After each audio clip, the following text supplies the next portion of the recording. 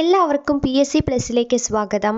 അപ്പോൾ നമ്മൾ LDC 2024 LDC LGSന് വേണ്ടിയിട്ടുള്ള സ്റ്റഡി പ്ലാൻ അനുസരിച്ച് പഠിച്ചുകൊണ്ടിരിക്കുകയാണ്. അതിൽ രണ്ടാമത്തെ ദിവസത്തെ എക്സാമാണ് നമ്മൾ ഇന്ന് എഴുതാൻ പോകുന്നത്. അപ്പോൾ രണ്ടാമത്തെ ദിവസം പഠിക്കാൻ തന്നിരുന്നത് ഇന്ത്യ ജോഗ്രഫിയ റിലേറ്റ് ചെയ്തിട്ടുള്ള 2 SCERT ചാപ്റ്ററും പിന്നെ മലയാളത്തിൽ നിന്ന് പദശുദ്ധിയുമായിരുന്നു. അപ്പോൾ ഇതെല്ലാവരും പഠിച്ചു എന്ന് വിചാരിക്കുന്നു. നമുക്ക് നേരെ എക്സാമിലേക്ക് കടക്കാം. ഒന്നാമത്തെ ചോദ്യം, ശരിയായ പദം തിരഞ്ഞെടുക്കുക.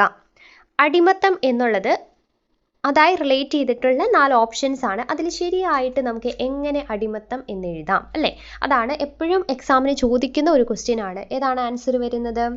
ഓപ്ഷൻ സി ആണ് കേട്ടോ. ഓപ്ഷൻ സി ആണ് കറക്റ്റ് ആയിട്ടുള്ളത്. അപ്പം മലയാളം പദശുദ്ധിയൊക്കെ പഠിക്കുമ്പോൾ നിങ്ങൾ എഴുതി പഠിക്കാൻ വേണ്ടി ശ്രദ്ധിക്കുക.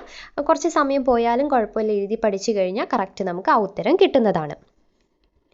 രണ്ടാമത്തെ ചോദ്യം, ഇന്ത്യയിലെ ഏറ്റവും കൂടുതൽ കടൽ തീരമുള്ള സംസ്ഥാനം ഏതാണ്? ഇത് പ്രീവിയസ് ഇയർ ക്വസ്റ്റ്യൻ പേപ്പറിൽ നിന്ന് എടുത്തതാണ്. ഏതാണ് ഇന്ത്യയിലെ ഏറ്റവും കൂടുതൽ കടൽ തീരമുള്ള സംസ്ഥാനം? ഓപ്ഷൻ സി ഗുജറാത്ത് അല്ലേ? ഗുജറാത്താണ്. Option C Gujarat. അപ്പം നിങ്ങളിത് കഴിഞ്ഞ ദിവസം ഞാൻ പറഞ്ഞ പോലെ തന്നെ ഒരു എക്സാം എന്ന രീതിയിൽ തന്നെ എഴുതി നോക്കണം. എത്ര മാർക്ക് കിട്ടി എന്നുള്ളത് കമൻറ്റ് ചെയ്യണം. പിന്നെ നമ്മുടെ ചാനൽ ആദ്യമായിട്ട് കാണുന്നവരുണ്ടെങ്കിൽ തീർച്ചയായും സബ്സ്ക്രൈബ് ചെയ്യുക, കൂടെ കൂടുക. അതോടൊപ്പം തന്നെ ഫസ്റ്റ് ഡേ മുതലുള്ള ക്ലാസ്സുകൾ LDC ആയാലും LGS ആയാലും നിങ്ങൾക്ക് ഫസ്റ്റ് ഡേ മുതലുള്ള ക്ലാസ്സുകൾ കണ്ടു തുടങ്ങാം. പിന്നെ ടെലഗ്രാമിലും അതോടൊപ്പം തന്നെ വാട്സപ്പ് ചാനലിലും ഏതെങ്കിലും ഒരെണ്ണത്തിൽ അംഗമാകാത്തവരുണ്ടെങ്കിൽ അംഗമാവുക. അതിൻ്റെ ലിങ്ക് നമ്മുടെ ഡിസ്ക്രിപ്ഷൻ ബോക്സിലും കൊടുത്തിട്ടുണ്ട്. മൂന്നാമത്തത്, ഭക്രാനങ്കൽ അണക്കെട്ട് ഏത് നദിയിലാണ്? ഭക്രാനങ്കൽ അണക്കെട്ട് ഏത് നദിയിലാണ്? കൃഷ്ണ, സത്ലജ്, മഹാനദി, ഗോദാവരി. ഏത് നദിയിലാണ് ഭക്രാനങ്കൽ അണക്കെട്ട്? ഇതും പ്രീവിയസ് ഇയർ ക്വസ്റ്റ്യൻ പേപ്പറിൽ നിന്ന് എടുത്തതാണ്. അപ്പം ഇന്ന് നമ്മൾ കഴിഞ്ഞ ദിവസം ചെയ്യാൻ തന്നിട്ടുണ്ടായിരുന്നു, അതായത് ഇന്നലെ തിങ്കളാഴ്ച ചെയ്ത് നോക്കാൻ തന്നിട്ടുണ്ടായിരുന്ന ക്വസ്റ്റ്യൻ പേപ്പറിൻ്റെ റിലേറ്റഡ് ഫാക്റ്റ് ഒരു വീഡിയോ ചെയ്തിട്ടുണ്ടായിരുന്നു. അതായിരുന്നു ഇന്ന് നിങ്ങൾക്ക് പഠിക്കാൻ തന്നിട്ടുണ്ടായിരുന്നത്. ഇനിയോ ഒരാഴ്ചയ്ക്കുള്ളിൽ തന്നെ ബാക്കി റിലേറ്റഡ് ഫാക്റ്റോട് കൂടി ഈ ഒരു ക്വസ്റ്റ്യൻ പേപ്പർ LGSൻ്റെ ചെയ്തുകൊണ്ടിരുന്ന ഈ ഒരു ക്വസ്റ്റ്യൻ പേപ്പർ നമ്മൾ കംപ്ലീറ്റ് ചെയ്യുന്നതാണ്. അപ്പോൾ ആ ക്വസ്റ്റ്യൻ പേപ്പറിൽ നിന്നാണ് നമ്മളിപ്പോൾ ക്വസ്റ്റ്യൻസും എടുക്കുന്നത്. ഓക്കെ, പിന്നെ SCERTയിൽ നിന്നുള്ള ക്വസ്റ്റ്യൻസും കൂടി ഉൾപ്പെടുത്തിയിട്ടുള്ള എക്സാമാണ്. അപ്പോൾ അതിലുള്ള ഒരു ക്വസ്റ്റ്യൻ ആണ്, ഭക്രാനങ്കൽ അണക്കെട്ട് ഏത് നദിയിലാണ്? ഓപ്ഷൻ ബി സത്ലജ് അല്ലേ? Option B Sutlej. നാലാമത്തെ ചോദ്യം, സ്വാതന്ത്ര്യാനന്തരം ഇന്ത്യയുടെ സാമ്പത്തിക വികസനത്തിന് ഏത് തരം സമ്പദ് വ്യവസ്ഥയാണ് സ്വീകരിച്ചത്? സ്വാതന്ത്ര്യാനന്തരം ഇന്ത്യയുടെ സാമ്പത്തിക വികസനത്തിന് ഏത് തരം സമ്പദ് വ്യവസ്ഥയാണ് സ്വീകരിച്ചത്? ഏതാണ്? മിശ്ര സമ്പദ് വ്യവസ്ഥ അല്ലെ? മിക്സഡ് ഇക്കണോമിയാണ് നമ്മൾ സ്വീകരിച്ചത്. സയൻസ് ഭാഗത്തിൽ നിന്നുള്ളൊരു ക്വസ്റ്റ്യൻ നോക്കി. ക്വാഷിയോർക്കർ എന്ന രോഗത്തിൻ്റെ കാരണം എന്താണ്? ക്വാഷിയോർക്കർ എന്ന രോഗത്തിൻ്റെ കാരണം പ്രോട്ടീൻ്റെ കുറവ്, വൈറ്റമിൻ എയുടെ കുറവ്, കാൽസ്യത്തിൻ്റെ കുറവ്, പ്രോട്ടീനിന് കൂടുതൽ. ഏതാ വരുന്നത്? ക്വാഷിയോർക്കർ എന്ന രോഗത്തിൻ്റെ കാരണം. ക്വാഷിയോർക്കർ എന്ന രോഗത്തിൻ്റെ കാരണം പ്രോട്ടീനിൻ്റെ കുറവാണ്. ഓപ്ഷൻ എ ആണ് വരുന്നത്. ഇനി, എല്ലാ പൗരന്മാർക്കും ഏത് മതത്തിൽ വിശ്വസിക്കുവാനും അത് പ്രചരിപ്പിക്കുവാനുമുള്ള അവകാശമുണ്ട്. ഈ പ്രസ്താവന ഏത് മൗലികാവകാശവുമായി ബന്ധപ്പെട്ടതാണ്? എല്ലാ പൗരന്മാർക്കും ഏത് മതത്തിൽ വിശ്വസിക്കുവാനും അത് പ്രചരിപ്പിക്കുവാനുമുള്ള അവകാശമുണ്ട്. ഈ പ്രസ്താവന ഏത് മൗലികാവകാശവുമായി ബന്ധപ്പെട്ടതാണ്? ഏതാ വരുന്നത്? 4 ഓപ്ഷൻസ് ഉണ്ട്. ഏതൊക്കെയാണ്? സമത്വത്തിനുള്ള അവകാശം, ചൂഷണത്തിനെതിരെയുള്ള അവകാശം, മതസ്വാതന്ത്ര്യത്തിനുള്ള അവകാശം, സ്വാതന്ത്ര്യത്തിനുള്ള അവകാശം. ഇതിലേതാ വരുന്നത്? ഓപ്ഷൻ സി അല്ലേ? മതസ്വാതന്ത്ര്യത്തിനുള്ള അവകാശം. അടുത്തതും എന്താണ്? പദശുദ്ധിയായി റിലേറ്റ് ചെയ്തിട്ടുള്ളതാണ്. ശരിയായ പദം തിരഞ്ഞെടുക്കുക.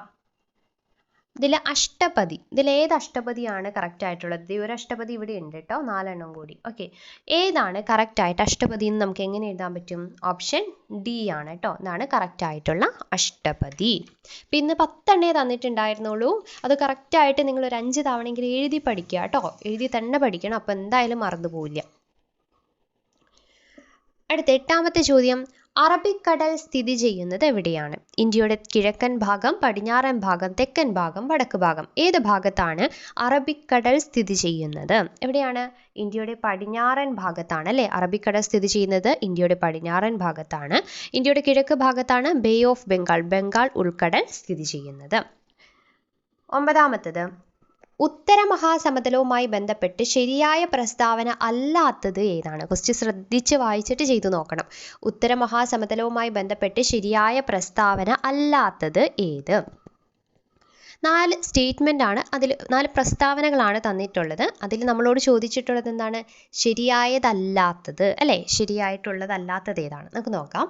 ഉത്തര മഹാസമതലം അറിയപ്പെടുന്ന മറ്റൊരു പേരാണ് സിന്ധു ഗംഗ ബ്രഹ്മപുത്ര സമതലം. ഇത് ശരിയാണോ? ശരിയാണ് അല്ലേ? നമ്മൾ ഡീറ്റെയിൽ ആയി പഠിച്ചതാണ്. ഉത്തര മഹാസമതലം അറിയപ്പെടുന്ന മറ്റൊരു പേരാണ് സിന്ധു ഗംഗ ബ്രഹ്മപുത്ര സമതലം. ഇനി ഇന്ത്യൻ സമ്പദ് വ്യവസ്ഥയുടെ നട്ടെല്ല് എന്നറിയപ്പെടുന്നത് ഏതാണ്? ഉത്തര മഹാസമതലമാണ്. അതും കറക്റ്റ് അല്ലേ? ഇന്ത്യൻ സമ്പദ് വ്യവസ്ഥയുടെ നട്ടെല്ല് എന്നറിയപ്പെടുന്നത് ഉത്തര മഹാസമതലമാണ്. അടുത്തത്, ഉപദ്വീപീയ നദികൾ ഒഴുക്കിക്കൊണ്ടുവരുന്ന എക്കൽ നിക്ഷേപിച്ചിട്ടുണ്ടായ ഭൂപ്രകൃതിയാണ് ഉത്തര മഹാസമതലം. ഇത് ശരിയാണോ? ഇതാണ് തെറ്റിപ്പോയത് അല്ലേ? ഇത് തെറ്റാണ്. എന്തുകൊണ്ടാണ്? ഉപദ്വീപീയ നദികളാണോ അവിടെ വരേണ്ടത്? അല്ല, ഹിമാലയൻ നദികളാണ് അല്ലേ? ഹിമാലയൻ നദികൾ ഒഴുക്കിക്കൊണ്ടുവരുന്ന എക്കൽ നിക്ഷേപിച്ചിട്ടുണ്ടായ ഭൂപ്രകൃതിയാണ് ഇത് ഉത്തര മഹാസമതലം എന്ന് പറയുന്നത്, ഉപദ്വീപീയ നദികളല്ല. ഇനി 4ാമത്തെയും കൂടി വായിച്ചു നോക്കാം. ഉത്തര മഹാസമതലത്തിന്റെ വടക്ക് പടിഞ്ഞാറ് ഭാഗത്ത് മഴ ലഭിക്കാത്ത പ്രദേശം അറിയപ്പെടുന്ന മരുസ്ഥലി എന്നാണ്. അത് ശരിയാണോ? അത് ശരിയാണ് അല്ലേ? മരുസ്ഥലി, രാജസ്ഥാൻ നമ്മൾ പഠിച്ചതാണ്.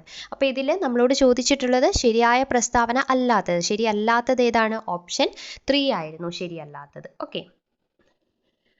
10ാമത്തെ ചോദ്യം, കാലികമായി മാത്രം മഴ ലഭിക്കുന്ന പ്രദേശങ്ങളിൽ കാണപ്പെടുന്ന ജന്തുവൈവിധ്യം ഏറ്റവും കൂടുതലുള്ള നൈസർഗിക സസ്യജാലം ഏതാണ്?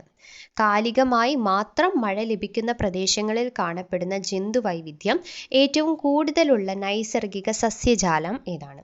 ഉഷ്ണമേഖലാ നിത്യഹരിത വനങ്ങൾ, ഇലപൊഴിയും കാടുകൾ, മുൾച്ചെടികളും കുറ്റിക്കാടുകളും, പർവ്വതവനങ്ങൾ. ഏതാ വരുന്നത്? ഇലപൊഴിയും കാടുകളാണ് അല്ലേ? ഇലപൊഴിയും കാടുകൾ. ഓപ്ഷൻ ബി, ഇലപൊഴിയും കാടുകളാണ് വരുന്നത്. അപ്പോൾ ഇതും 10 ക്വസ്റ്റ്യൻസ് ആണുള്ളത്. അപ്പോൾ ഈ 10 ക്വസ്റ്റ്യൻ അല്ലെങ്കിൽ 10ൽ എത്ര മാർക്ക് നിങ്ങൾക്ക് കിട്ടി എന്നുള്ളത് കമൻറ്റ് ചെയ്യാം. പിന്നെ ഇത് മാത്രമല്ല, ഇത് കൂടാതെ ഈ ഒരു എക്സാം കഴിയുമ്പോൾ തന്നെ വേറൊരു എക്സാമും കൂടി നമ്മൾ ഓൾറെഡി ചെയ്തതാണ്. SCRTയുടെ ചലഞ്ചിനൊപ്പം തന്നെ നമ്മൾ ചെയ്തു പോയ ഒരു എക്സാമിൻ്റെ ലിങ്കും ഉണ്ട്. അതും കൂടി നിങ്ങൾക്ക് ഞാൻ ഇട്ട് തരാം നമ്മുടെ ടെലഗ്രാമിലും വാട്സപ്പിലും. അപ്പോൾ അതും കൂടി നിങ്ങൾ ചെയ്ത് നോക്കുക കേട്ടോ. രണ്ടിനും എത്ര മാർക്ക് കിട്ടി എന്നുള്ളത് കമൻറ്റ് ചെയ്യാം. പിന്നെ വേറൊരു കാര്യം, ഓൾറെഡി നമ്മുടെ ടെലഗ്രാം ചാനലിൽ ഇന്ന് ഞാൻ ഇട്ടിട്ടുണ്ടായിരുന്നു. അതായത് LDCക്കും LGSനും നമ്മുടെ ഈ ടൈം ടേബിൾ അനുസരിച്ച് തന്നെ പഠിച്ചു തുടങ്ങാം. ആകെ ഒരു വ്യത്യാസം എന്ന് പറയുന്നത്, നമ്മൾ LDCക്ക് വേണ്ടി ഇംഗ്ലീഷും മലയാളവും പ്രാധാന്യത്തോടെ പഠിക്കുമ്പോൾ LGSന് വേണ്ടിയിട്ട് എന്താണ്, ഇംഗ്ലീഷും മലയാളവും ഇല്ല, മാത്സ് ഉണ്ട്. അതുകൊണ്ട് മാത്സ് നല്ല പ്രാധാന്യത്തോടു കൂടി പഠിക്കണം. പിന്നെ രണ്ടിലും കറണ്ട് അഫയേഴ്സ് എന്ന് പറയുന്നത് അധികം മാർക്ക് ഡിസ്ട്രിബ്യൂഷനിലൊന്നും അധികം വ്യത്യാസം വരുന്നില്ലെങ്കിൽ, ഈ ഒരു രീതി തന്നെയാണെങ്കിൽ കറണ്ട് അഫയേഴ്സും നല്ല പ്രാധാന്യത്തോടു കൂടി തന്നെ പഠിച്ചു തുടങ്ങുക. ഇപ്പോൾ നമ്മൾ മാർച്ചിലെ കറണ്ട് അഫയേഴ്സ് ഇന്നലെയോടുകൂടി കംപ്ലീറ്റ് ആക്കിയിട്ട് ഇന്ന് റിവിഷൻ ഡേ ആയിരുന്നു അല്ലേ? നാളെ നമ്മൾ മാർച്ചിലെ കറണ്ട് അഫയേഴ്സിൻ്റെ എക്സാമും ഇടുന്നതായിരിക്കും. അപ്പോൾ അതിന് വേണ്ടിയിട്ടും നിങ്ങൾ പഠിക്കുക. ഓക്കെ ആണല്ലോ? അപ്പോൾ അടുത്ത ക്ലാസ്സിൽ വീണ്ടും കാണാം. It's me Athira, signing off.